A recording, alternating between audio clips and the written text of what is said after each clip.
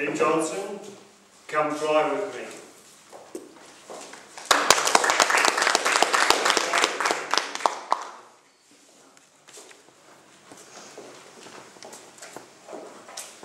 Has anyone ever run late to get a flight?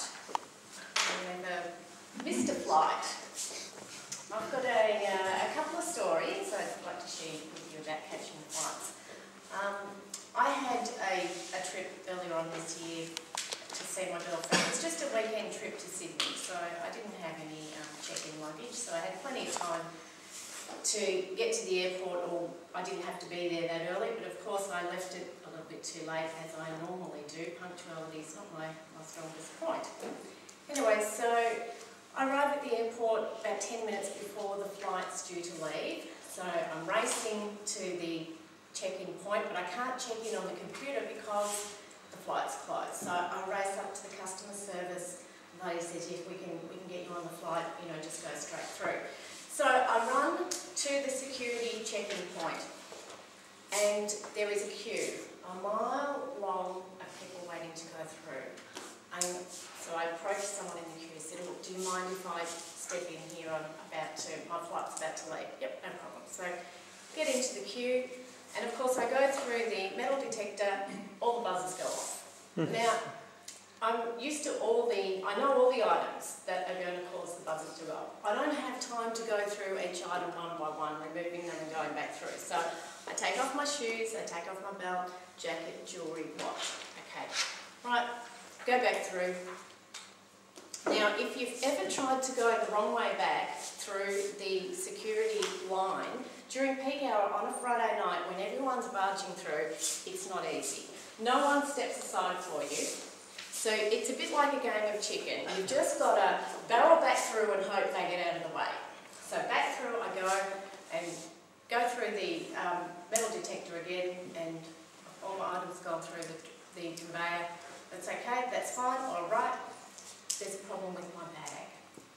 Okay, go over to my bag, I've got scissors in my bag. So open up the bag, find the offending scissors, hand over another pair of scissors, $15 pair of manicure scissors. Okay, there's many of those in. So, right, okay, fine. Now I have to go and take my bag back through the security point. I've got to go back in amongst everyone. I've got a bag this time, so I barrel through with my bag, and then everyone's lined up along the conveyor with all their bags and all their items all jabbed in, and they look at me and say, well, don't think you're getting in here. And I'm not going back to the bottom of the queue, which is a mile long, so I just sort of have to politely ease my way back in, bag on, through we go. Okay, right, my daughter has a problem with her bag. Go over, we go through the bag, she's got scissors in her bag. So alright, another $15 pair of scissors, hand those in. Okay, now we've got to go back through the security again. This time I've got my daughter and I've got my baggage, and it must be the look on my face because the crowd just passed, they let me in. We get on. We go through, right, home and hosed. Away we go. No, I have to be tested for explosives. Which is ironic because it's not my luggage that's about to explode. Anyway, I passed that and away we go again. Right, we run down the terminal like two contestants on The Amazing Race. We're racing down, I get to the terminal, everyone's just sitting there, there's no action happening. The plane's been delayed an hour and a half. It would have been nice to know, but at least I didn't miss the flight. My latest trip on a plane was I organised a few days away to the Gold Coast for the family for school holidays. I got some good flights, good cheap flights from Tiger, but when I looked at the price of all the flights, I thought it's fairly expensive for a few days. So to save money, I decided not to take my husband, just my daughter and I.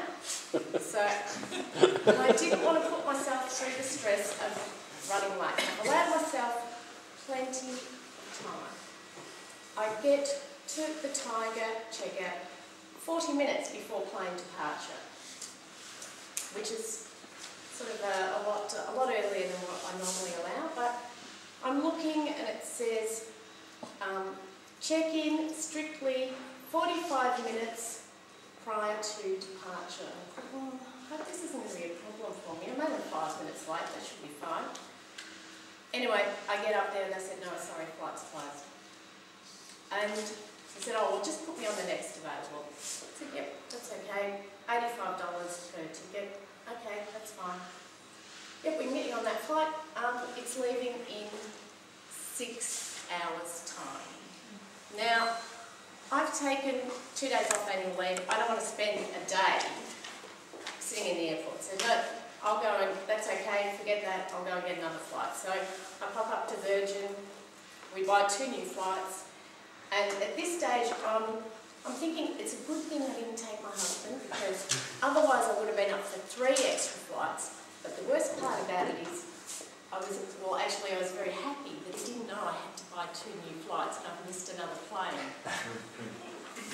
So, in conclusion, I have many stories about flights and missing flights, but they're all in my book, 101 Ways to Miss an Aeroplane.